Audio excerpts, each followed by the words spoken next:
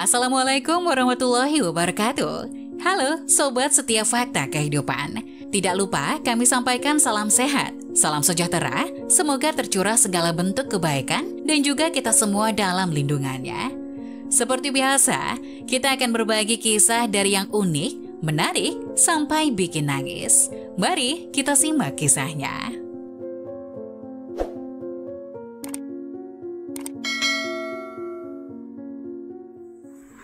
Gadis yatim piatu kunjungi makam ibunya setiap minggu. Suatu hari, melihat wanita mirip ibunya menangis di depannya.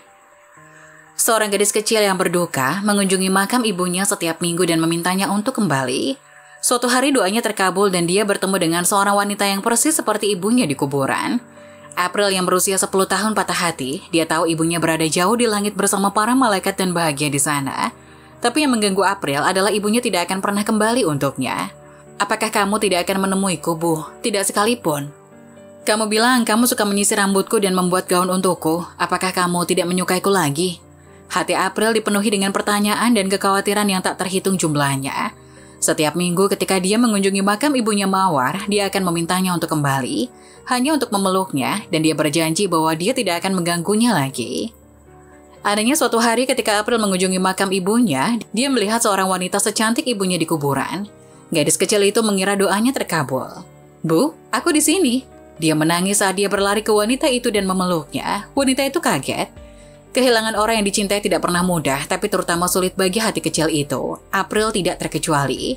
Ayahnya telah meninggalkannya bahkan sebelum dia lahir ke dunia, dan sebuah kecelakaan mobil yang mengerikan merenggut ibunya darinya. April tidak mengetahui kakek nenek dan kerabat jauhnya tidak terlalu peduli untuk merawatnya.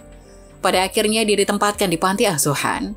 Orang tua angkat April, Hasan dan Iren, menyayanginya tak kurang dari anak mereka sendiri.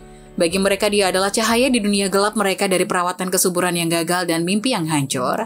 Tapi April kecil jauh dan menerima rumah barunya. Kenapa kamu membersihkan kamarku? Bentaknya pada Iren suatu hari. Aku hanya ingin saat ibu merapikan tempat tidurku. April sayang, ibu hanya mencoba membantumu, kamarnya berantakan. Kupikir mungkin ibu bisa membantu membersihkannya, kata Iren lembut. Aku tidak meminta bantuanmu, mengapa kamu ingin menjadi ibuku? Aku hanya punya satu ibu dan dia akan datang untukku suatu hari nanti. Pada akhirnya Iren berhenti melangkah ke ruang April. Ketika gadis itu dalam suasana hati yang baik, dia tidak keberatan jika Iren mengatur mainan atau pakaiannya. Tapi sebaliknya, dia kesal pada siapapun yang menyentuh barang-barangnya, bahkan Hasan.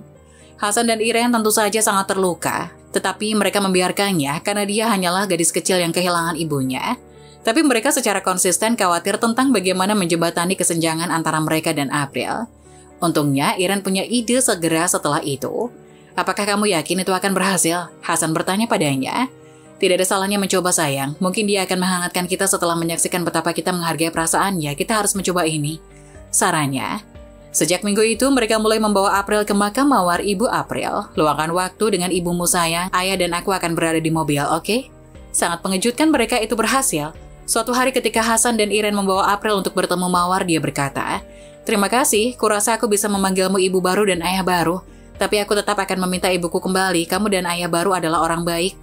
Iren menangis, "Kami mencintaimu sayang. Saat kamu mengunjungi ibumu hari ini, katakan padanya betapa kami menghargai dia mengirimmu kepada kami. Dia membesarkan gadis tercantik di dunia." April tersenyum dan berlari ke makam Mawar. Kemudian dia meletakkan Mawar yang dia bawa di kuburannya, duduk di sampingnya dan mulai berbicara dengannya. Apakah kamu tidak merasa kedinginan di bawah tanah, Bu? Aku bisa mengambilkanmu selimut.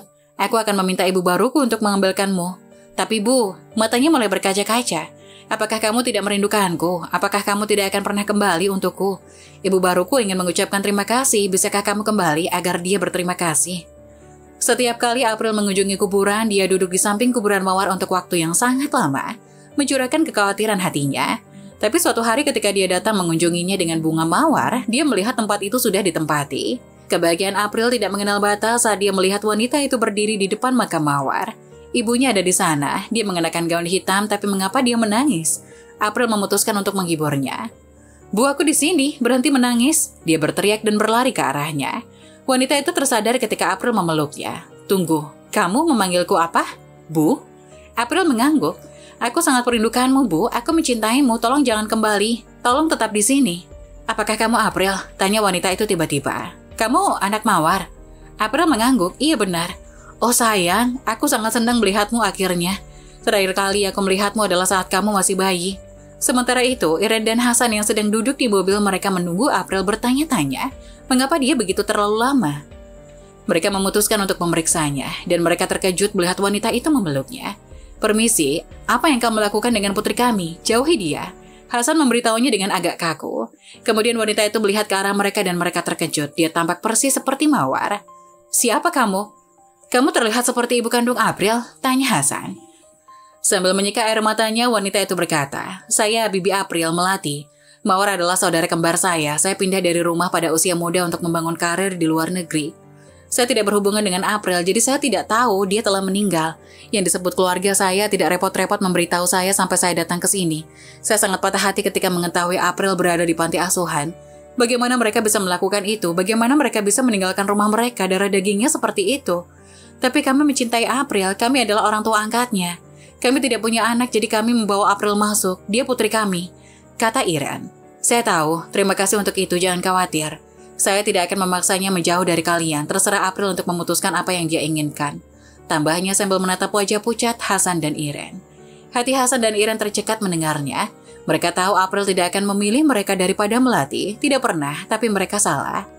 Bisakah kita semua hidup bersama, Bibi Melati? April bertanya pelan. Mengejutkan kedua orang tua angkatnya. Aku mencintai orang tua baruku dan aku juga mencintaimu, Bibi Melati. Kamu sangat cantik seperti ibuku. Sekarang aku punya kamu. Aku akan membiarkan ibu hidup dengan malaikat. Bisakah kita semua hidup seperti keluarga besar yang bahagia? Mendengar kata-kata April membawa air mata kedua orang tuanya. Dan mereka semua memeluknya bersama. Saat mereka berdiri di dekat makam Mawar, kami adalah keluarga April, selalu. Aku tahu Mawar juga ingin ini terjadi. Iren meyakinkan April. Apa yang bisa kita pelajari dari cerita ini? Cinta memiliki kekuatan untuk menyembuhkan hati yang paling terluka sekalipun. April menerima Hasan dan Iren sebagai orang tua angkatnya setelah upaya tak kenal lelah mereka untuk menghibur hatinya yang hancur. Ketika Anda menerima seseorang anak dengan sepenuh hati, seorang anak juga akan memeluk Anda. Iren dan Hasan telah menerima April sebagai putri mereka dengan April mencintai mereka sebagai orang tua. Mereka melakukan yang terbaik baginya untuk menerima mereka, dan akhirnya dia melakukannya. Nah, bagaimana menurut kalian? Jangan lupa tulis pendapat kalian di kolom komentar ya. Wassalamualaikum warahmatullahi wabarakatuh.